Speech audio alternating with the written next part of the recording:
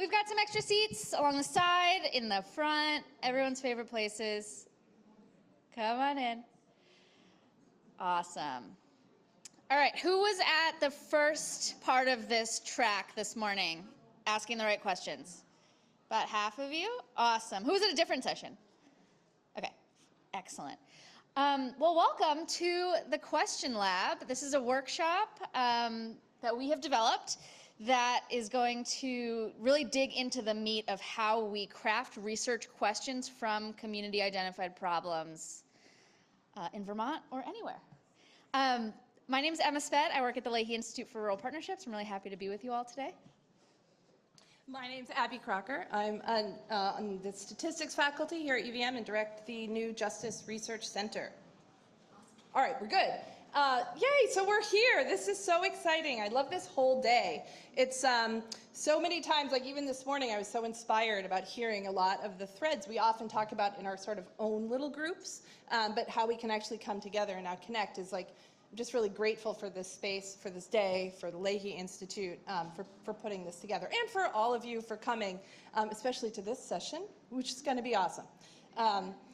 And so I wanted to like pause just from the very beginning and say like, just take a second. Everybody has little index cards right now. When you think about sort of the biggest challenges, research for public good, it's moving the needle on our biggest social challenges today. What are those challenges? And everybody's going to have a different opinion. Just write it on the note card. Just work on that as we sort of go. Emma will come around in a second and collect them from tables, and we'll use those in just a minute. Can you hold on 1 second? And we can hold on. Do I need to share the PowerPoint on my computer, or are you guys for the online folks? You're doing that? Okay, great.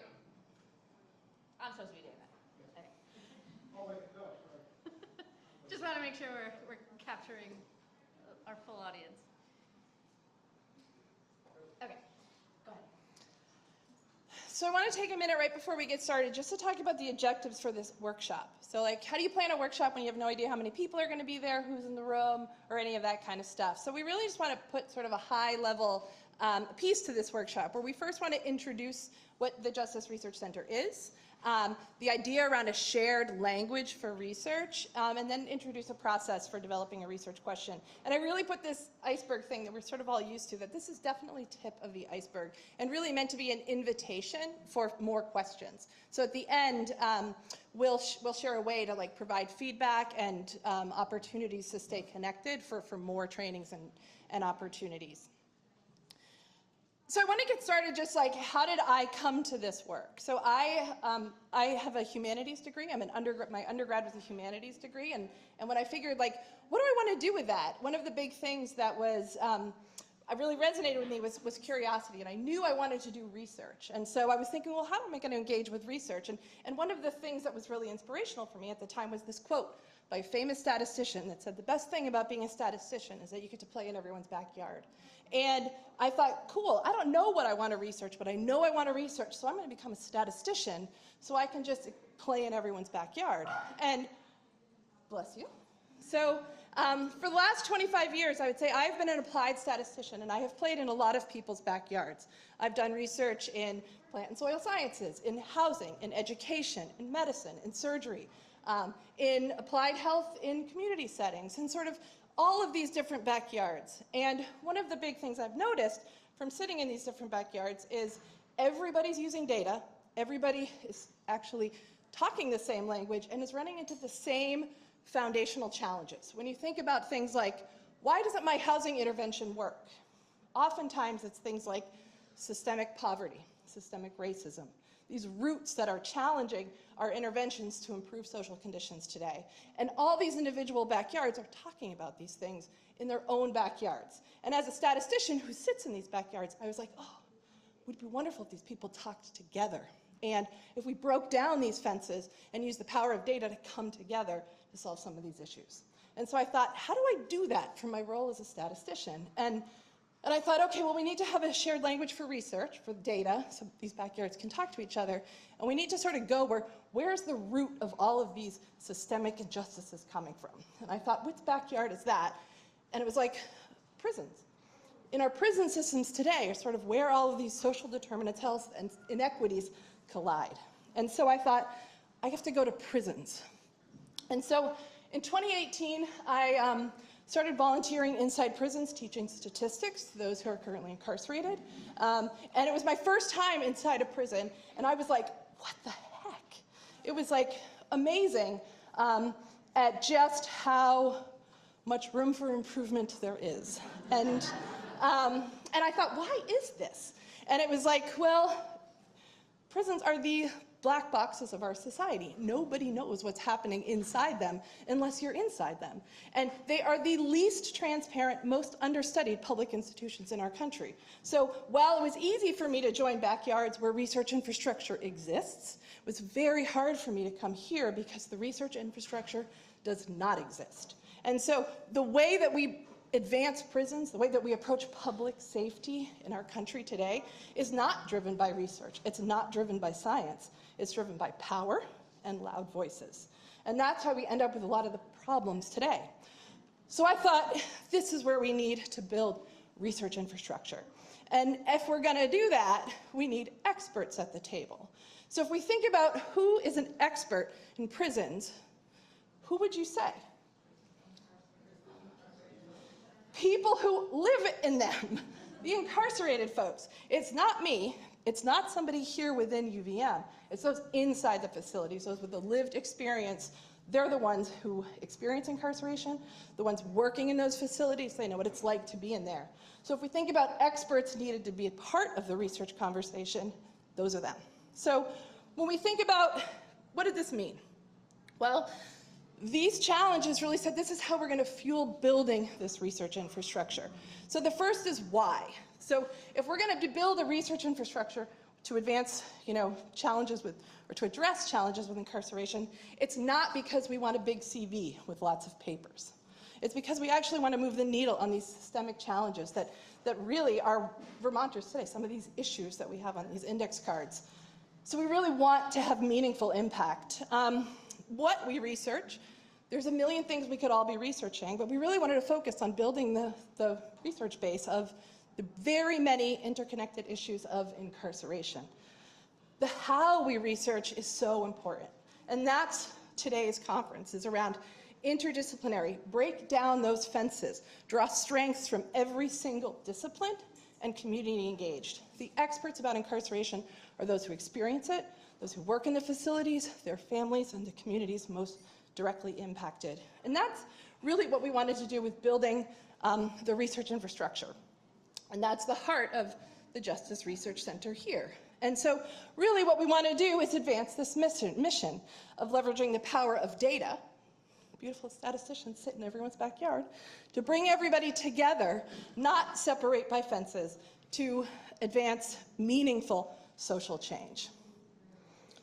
The center itself has 4 core objectives, and the funding from this actually comes from national partners, the National Center on Restorative Justice, to grow the next generation of justice researchers, to conduct applied research for social change, to build a network of partners and collaborators, and then foster connections and creativity.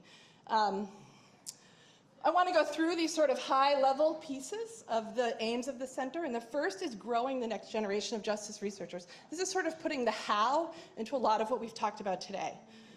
The first part I want to start with, right down in the middle here, research primer. So what we found in doing a lot of this work is everybody talks about research differently. We don't all have a shared language around research. We don't all have a shared language around practice or the interventions we're implementing to advance social change. So we really have to figure out a way to develop this shared language to come together at a table with lots of diverse voices. And that research primer is about what we're going to talk about today in sort of our workshop-y part. Then toward research. So again, opportunities to grow the next generation. So I've spent the last 10 years building this infrastructure. I've got these established relationships with individuals inside prisons, with corrections leadership, and people with change makers. I want to make sure that those relationships are beneficial to the next generation of researchers. So if we have these trusted relationships, how can we bring people in to learn how to do community engaged researchers and find their own voice, So we have a mentored research program for undergraduate students, graduate students, and community members. Community members also need empowerment to be part of a research team. Then we have learning communities of where people who are actually doing this kind of work can come together and learn from each other, these sort of learning exchanges. So lots of people are doing work around incarceration. How do we empower community engaged research in all these different spaces and then have them come together so that we can share and learn with each other? You're also conducting applied research for social change. We have three sort of core efforts here. The first is what we call the Prison Research and Innovation Network. This is the essence of the infrastructure to do the work inside prisons. This is research practice partnerships, MOUs, data sharing agreements with change makers. So this is these kinds of legal agreements between us and the State Department of Corrections with individual facilities and a national network of individuals doing research in this way that allows us to go inside prisons and form these kinds of partnerships with community.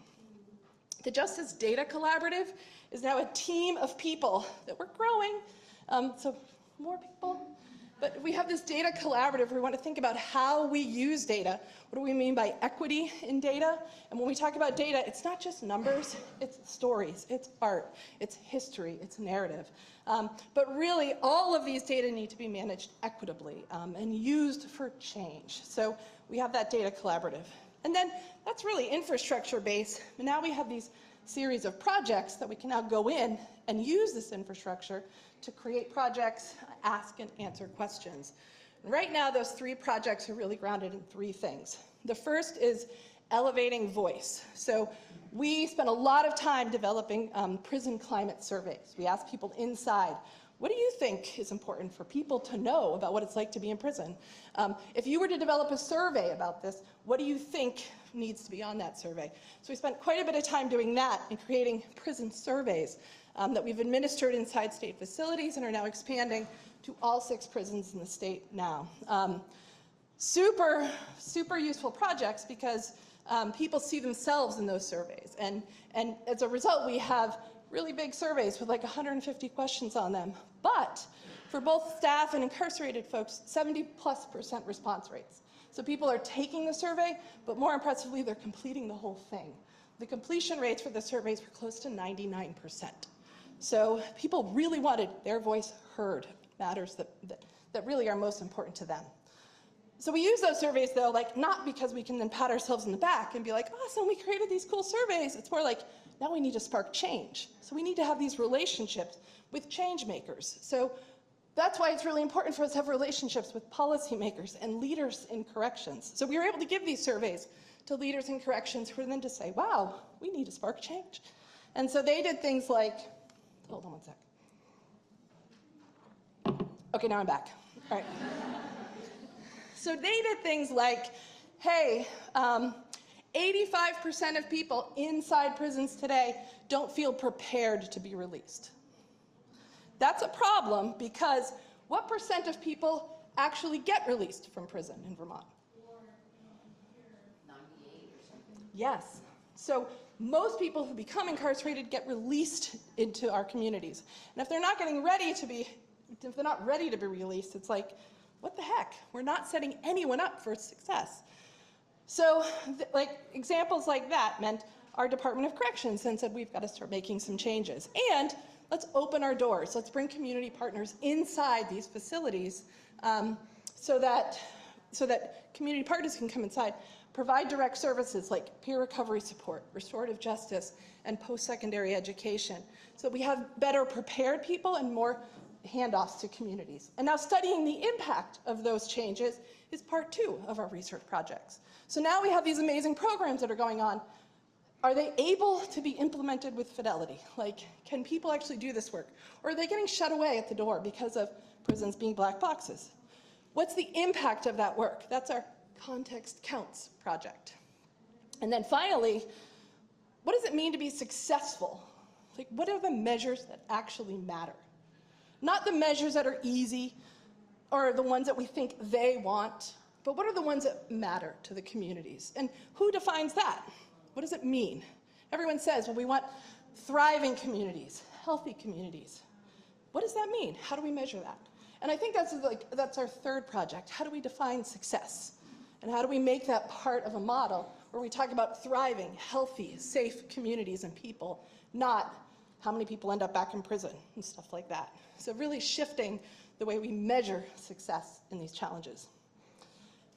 And there's no way that we can do this alone. One project, one group, one person isn't going to solve this. What we can do is work together. What we can do is set up structures so that people can be inspired and have a place to do their own work and stay connected. So what we wanted to do was take like 8 years of little projects and initiatives with all these folks and build an actual network for people to come together. Build and grow this network, because all of these folks are the ones we work with who are doing all of this work, but they need a place to actually come together. So that's the point of a network. And then finally, when people do come together, we want to think about how we can foster these connections and creativity. And I want to just share this excerpt. I don't know if people are familiar with Margaret Wheatley's Turning to One Another, but it's an amazing poem to help. We use it all the time at the start of any convening we have. And I'm not going to read the whole thing, but I want to share these highlights, and really they resonate. That there is no power greater than a community coming together, discovering what it cares about. When you do this, treasure curiosity more than certainty. Acknowledge that everyone is an expert at something, and trust that meaningful conversations can change your world. And I think those are the key ingredients for community engaged research, for social improvement, meaningful impact, research as a public good. Creating those spaces where we're not coming in with certainty and trying to make our voice louder with data, but we're actually coming in saying, we don't know the answers. How do we come to these solutions together? So yay, now I'm moving on. So how do we do this? So how do we begin this process? That's like the high level of what the Justice Research Center is. And now let's jump into research primer, because this is often what we get is, I'm really interested in this. I want to make change. I want to work together. I want to do community engaged research. What does it mean? So I just want to start with, what's research? This is really important, because when we went into the prison for the first time, we said, hey, we're researchers. A lot of times people thought we were with prisoners' rights, and we were investigators, and we were doing investigation into the inhumane conditions of prisons, and then we were going to go back and do something about it. And so even the concept of what is research differs for everybody. It's not data systems. We're not building data systems to make processes more better. It is a process of systematic inquiry.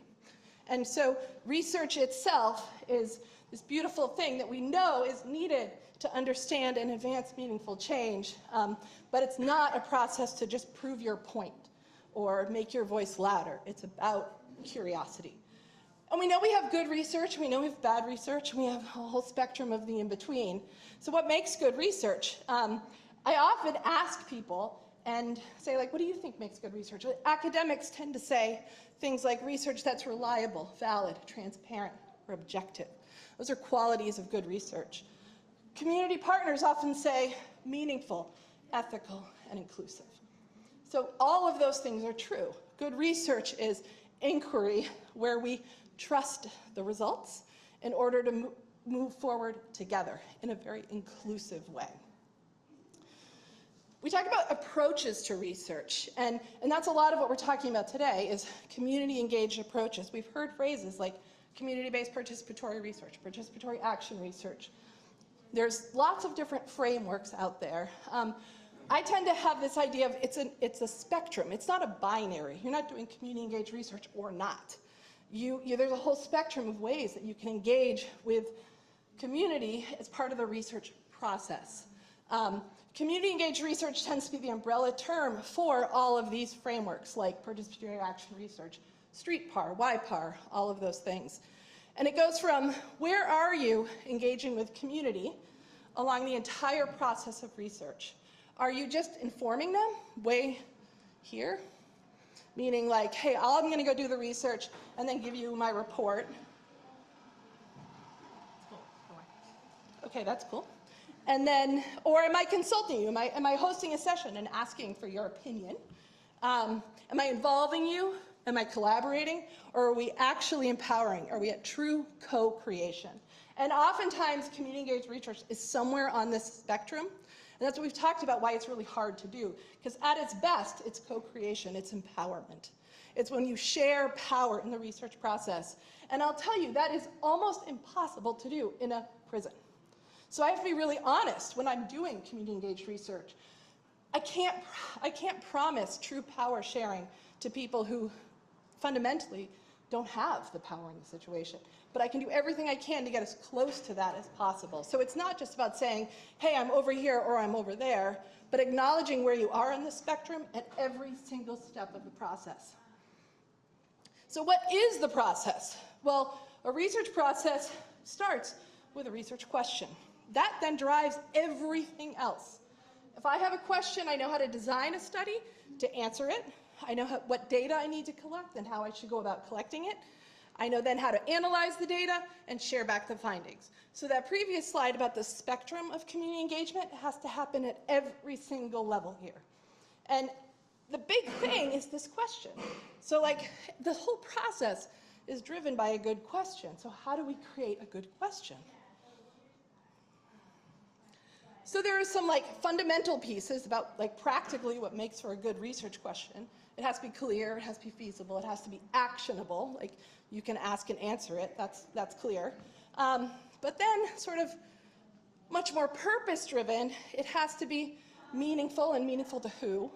You have to have it be ready for impact. You don't just ask it to ask it. It has to have an intended impact. So there's this like fundamentals about a good research question, and then the bigger piece around the why of the research question. But the big thing, and I think we've heard this a lot today, is community-engaged research doesn't really start with a research question. It starts way before that. It starts with understanding the issues and really working through relationship building and trust to get here. If you start a research project with, I've already got the funding, here's my question, I just need to complete my survey, it's not really community-engaged research. But if you stop and be like, I'm going to take time to sort of understand the issue so that together we can come to a good research question that meets these sort of good conditions and characteristics, that's where we're moving towards community-engaged research. And so, one of our fun activities today is to sort of work through that. And there's no like right way or wrong way to do this. There's just lots of ways that have worked and haven't worked kinds of stuff. And so just want to highlight some of these key things that to think about when you're thinking about doing community-engaged research and how to develop a clear research question. So the first is understanding what the problem is you're trying to address and being really, really clear. Don't just like take a breath and don't generalize or say, I'm trying to solve incarceration. Because right now we would all approach that very, very differently. But also recognize that the specific problem you're trying to address is part of a bigger ecosystem. So understand where your work maps to this bigger ecosystem. Who are the stakeholders that are involved in that? Who's already doing this work? Who's most impacted by it? And then also think about, get clarification. What is it that you are doing? What's your slice of this pie here? Why do you think that's going to work or not? What are the unintended impacts of what's happening here? And then think of some cool research questions. Come back and revisit sort of the why. If we do this research, what will happen? And be realistic. Oftentimes I see things like, if I do this research, we'll have world peace. It's like, we're not there yet. So like be realistic. And I think that's how we actually make meaningful change. And recognize that research questions are small. But they're small so that they're feasible. And alone, they're sort of powerful, sometimes monumental, but it's more the power of many research questions. And so when we think about incarceration, we don't set up the research question as, how do I fix incarceration? Or does incarceration work? But we do things like, how do I get people feeling more prepared for release? How do I understand access to healthcare systems? Really taking all the big domains and finding specific research questions there. And for me, it's why research in incarceration and growing the number of people doing it and doing it in this community-engaged way is so important. Because it is such a big challenge that we face that one research project, one research question isn't going to move the needle. but many with lots of people with lots of great brains working in partnership will. And that's why we need research in this space. So this idea is what we sort of want you all to practice today. Thinking about, Emma, your turn. Oh, take it, okay. Yes, please think about me. Yes. Amazing. Who filled out an index card with a problem that you think is the biggest problem that's facing Vermont? Does anyone want to read them out loud when I put a mic in your face? Okay, Megan, you can go first.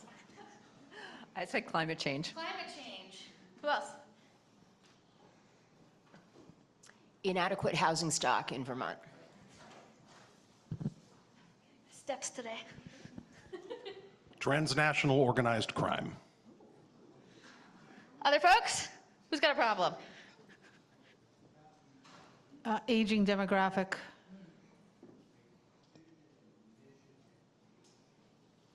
Equitable land access. Let's do. Oh, you're so far away. Sorry. Federal funding cuts. All right, last one, Maureen. Workforce development and skills alignment. If you haven't taken the opportunity to write down a problem that you think is pressing to Vermont, go ahead and do that. There are index cards and pencils on your tables. There's also a worksheet on your table. If you're in the overflow room, you also have worksheets. If you're online, you have worksheets. We have used these pillars of building a research question from a problem and created a simple worksheet that we can work through that we hope is relevant to everyone in the room, including the academics and community partners and students. What are some of the critical considerations that take us from problem to question to study to theory of change? So, how do you want to start this? I just want to say, when you go at this, there's no right starting point. No.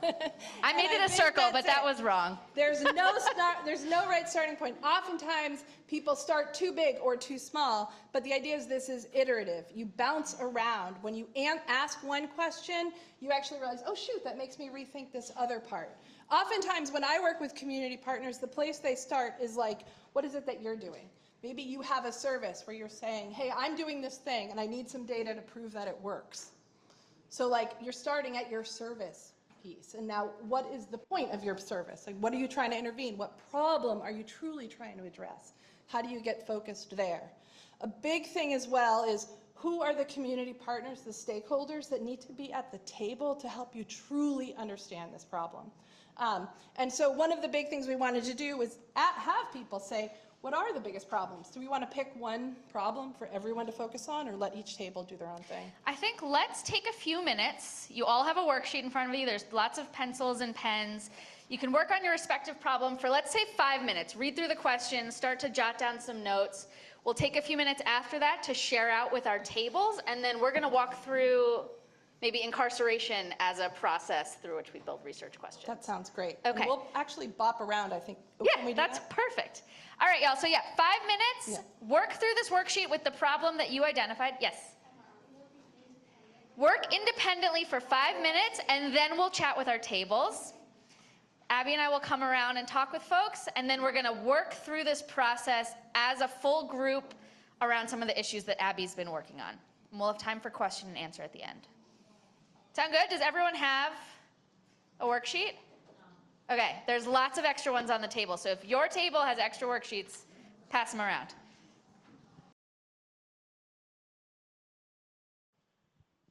All right, let's start coming back together. You're all at tables, or I guess the folks sitting in chairs can chat with each other on the side of the room. And obviously we haven't given you very much time to go through this process, but why don't you go around, share out your name and what problem you've identified, and start with what was challenging, what felt challenging about this process. And we'll go from there. Take a few minutes to work through that, introduce yourself to each other, and then we'll move on. All right, everybody, just in the interest of time, I'm gonna cut you all off. But I do want to hear from what some of the tables were discussing, any critical reflections that you had on this process, surprises that you encountered as you were starting to work through the mental gymnastics of building a research question out of a problem. Again, I am going to come around with a mic, so if you have a reflection, please raise your hand that you'd like to share. Or a comment. We'll do questions in a little bit. I found it challenging because the problem that I chose is not something I feel like I'm an expert in, and it was really large. So I found it really challenging to work through the questions, the prompts on the worksheet. And I kind of got stuck at a point thinking I need to, and I think this was the point, that I need to have a conversation with someone else because I can't solve this on my own. Beautiful. Other folks?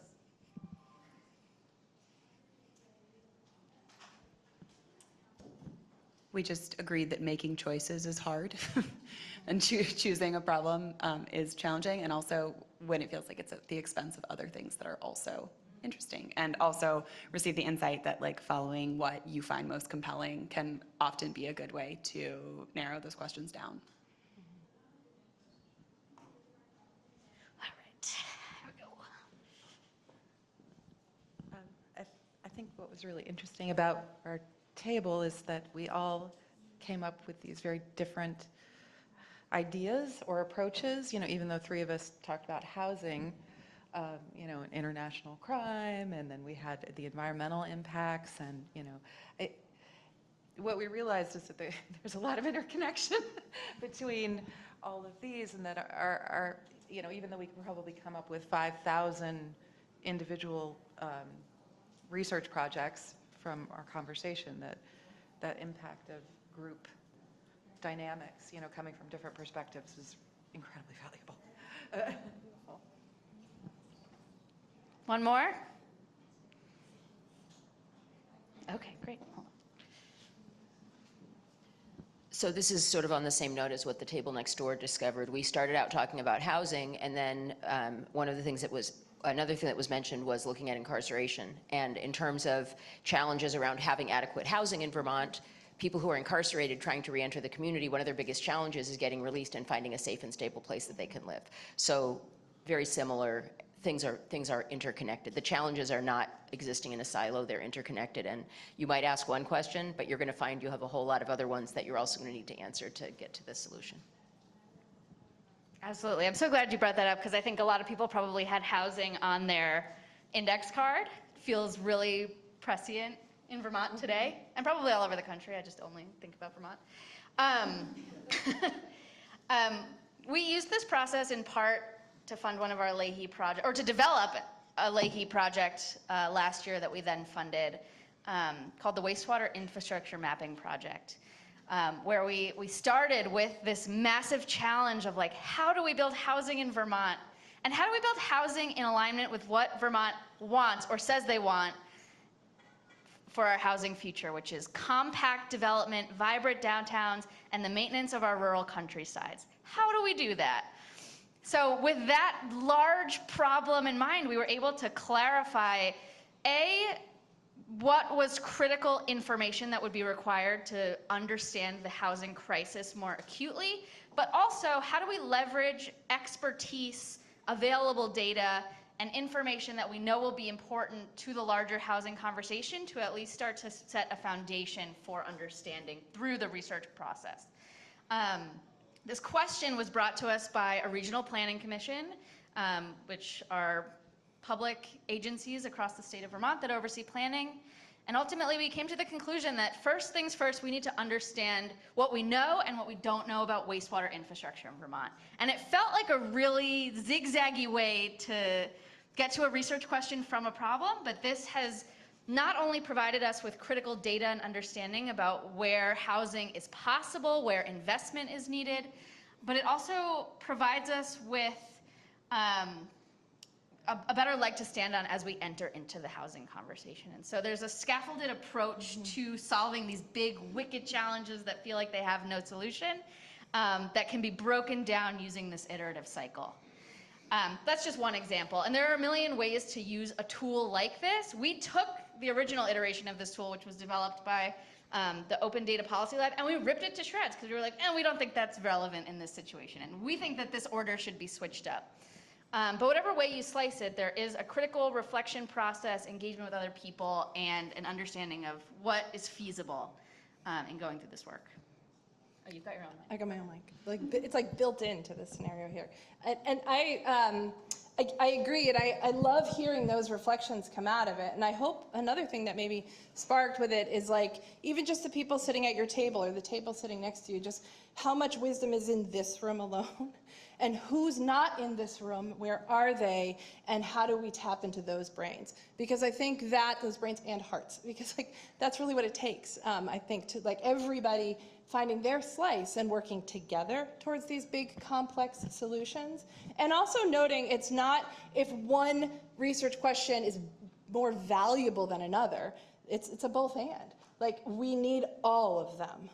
And we have systems right now where research done in this way isn't part of the equation. And we are ending up in situations like our political climate today. So it's not like research is the answer, but it is part of a change process. And I want to just sort of close on that kind of idea of the biggest challenges aren't just single issues. They are systems within systems within systems and totally connected to each other. So a solution isn't going to come from one project, but it is going to come from an ecosystem of change. And research has a role to play, but it's not the only thing. There's a lot of change mechanisms out there, and research is an important part of it. And we need these clear, actionable, focused research questions that build and support one another. Because an individual research question might feel small and like you're sacrificing something for another research question, but they all matter. And together, they're really, really strong and powerful. And the important piece there is to find strength in each other, empower diversity, and stay connected, which is a big hope, I think, for tackling our most challenging things in Vermont right now with research. So with that, I think we're ready to switch to our Q&A. Yes, so you all have the privilege of Abby Crocker standing in front of you, who is a research expert, a statistics expert, and also the developer of this workshop. So we're going to spend some time doing Q&A, and then we'll let you go to lunch. And I'm going to ask that the wonderful Olivia runs around with the mic this time. So please don't answer the question unless Olivia gives you the mic.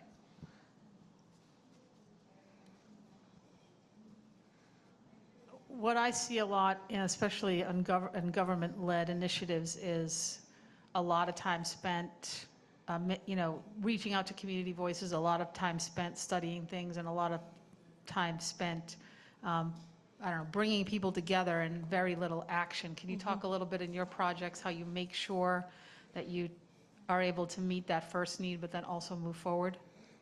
Yeah, it's a great question. And I think so one of the things that we do is in that strong relationship. So at the heart of everything isn't just sort of task checkbox, like I held a town hall, check, move on. So in our work, actually through this research, we spend a lot of time physically in the prison.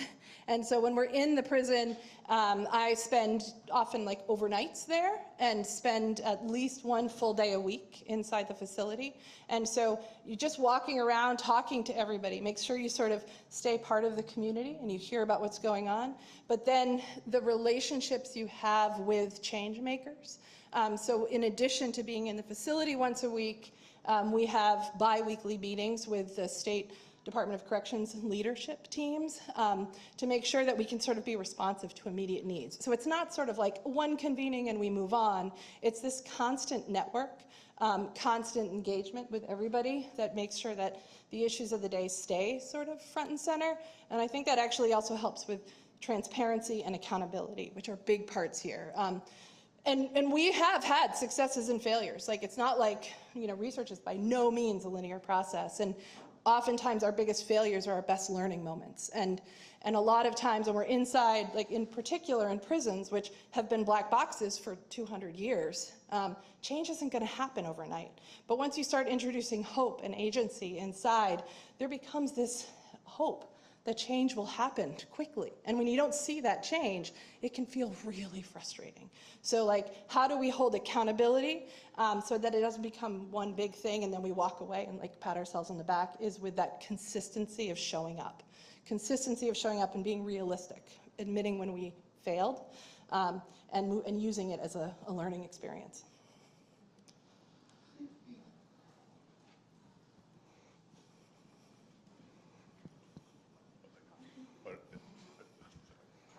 So I actually have a question about statistics. So I come from economics, and we're always taught everything's smooth twice differentiable functions, which leads to normal distributions. And yet I'm really interested in, for example, income. So if we ask people in this room, like, what's your average height? And we added the tallest person in the world, the average would be fine. If we said, what's your average income, and added the tallest person in the world, none of your incomes would matter. Or added the richest person in the world, none of your incomes would matter. The point being, the average income is a meaningless statistic, which means per capita GDP is a meaningless statistic. And yet this is all that's taught, in econometrics. That nobody mentioned power law distributions. Nobody even mentioned these alternative ways. So if we assume a normal distribution, and I thought this was interesting when Emma said that, what we need to do is build more houses. My view is actually that the ownership of houses is super concentrated. We have the second highest number of second homes in the country and the second highest number of homeless. There's 7 million second homes, 600,000 homeless. So if we're looking at everything as normal distributions, then increased GDP, then we'll solve the problem. But I'm just curious how, I think statistics can be wildly misapplied, and in economics, they only focus on normal distributions, which I think is purely idiotic. And I'm just curious how, what your reflections are on that. I love the question. I love the comment. And I totally agree. As a statistician, there's so many ways that our field can be misapplied. And that, I think, gets the root of power. Like that power of just because I'm a statistician and I come in with a fancy number, I have power that I shouldn't have. And that is the power disruption that we need. So I think as a field of statisticians, we need to reckon with the harms that the field has done. And we also need to make training the next generation better. And that means reckoning harms, thinking about different ways of knowing, and using this as a tool for understanding challenges, because it's just one lens of which we can actually understand these complex situations, of which there are lots of knowledge systems and lots of ways to understand these complex situations. And it doesn't need to be left out. I mean, I believe it's a huge part of it, and a lot of our work has been around that, but it doesn't mean it's the only thing. And so I think what you raise here is a lot of just this, we have these beautiful tools, they've been misused to great harm in the past, but it doesn't mean the potential of them isn't still powerful. We just need to do it differently. And I think that's what this whole conference is about, is recognizing this shift that we're at as an institution. And our powerful role we have as academics here isn't just to come in and study on and apply our numbers on, it's to stop and use our tools to study with for meaningful change. So it's a great point. Hi, thank you. Thank you so much for this presentation today, Abby. I don't think you sleep probably, because it seems like you do a lot. I actually had 2 questions, but I'll keep it to one. So I'm with the Vermont Professionals of Color Network. We do collect data. I don't know that we could necessarily call it research per se. So as a nonprofit or a community is collecting information, what is the most critical part of developing the research question that you cannot just half-ass because it informs everything else? Is there one part of this circle that you would really hone at, that people should hone in on? Love it. Love the question, and I love the appreciation of the difference between I'm doing my work, I need to collect data. I'm building the data systems, which has its own really, really key responsibility for the work we do. And we can leverage it as part of a data ecosystem to have this luxury of curiosity, which is research. And so the big things that I think people working on often need is what are the measures that matter? What is it that you're doing? What do you think the impact of your work is? And are you capturing that appropriately? So really honing in on that. And I think oftentimes people who are doing this hard work, I've had the luxury of sitting here and taking statistics classes and studying research methods. I don't do service work, I'm not in the field. And so I have the luxury to think about how to measure these things that feel like you can't measure them in ways that are authentic and build trust. But the people doing the work are more like, I can articulate what it is that I want. But that's, I think, the power of an academic community partnership, is like, hey, let me really help draw that out from you. Like, what is it that you think the impact of your work is? And then let me help you define measures that matter to you and your work, and help you get set up to be empowered to lead and partner in research conversations, so that you've got a seat at the table, not as a subject.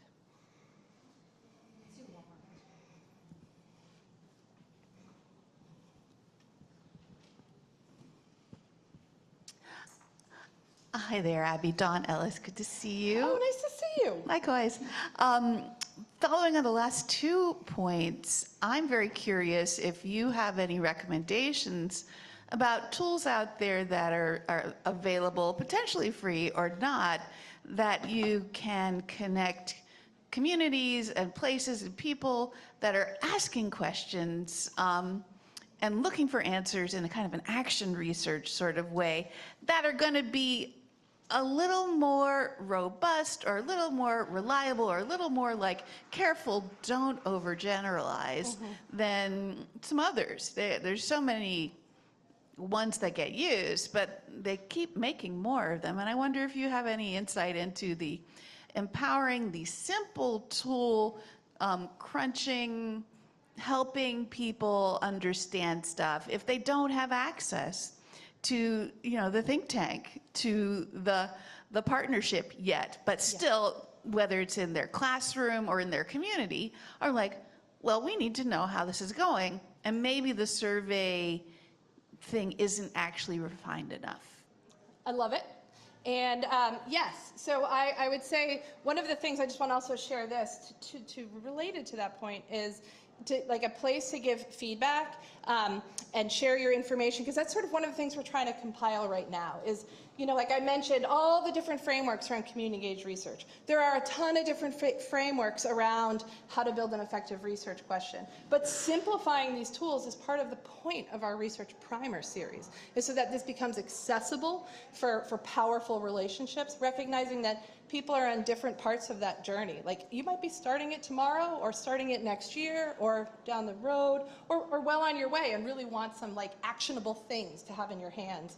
So we sort of want to hear more about that, and are really working to create those resources, which is why we really welcome your feedback and ideas here, is how, what are the ones that you want? Like, we touched on the iceberg for a research question, and really all we did was tell you that it's really hard.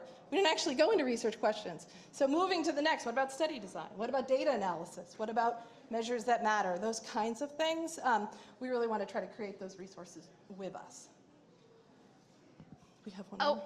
I think we're out of time. Thank you all so much. Thank you, Abby. Round of applause for Abby.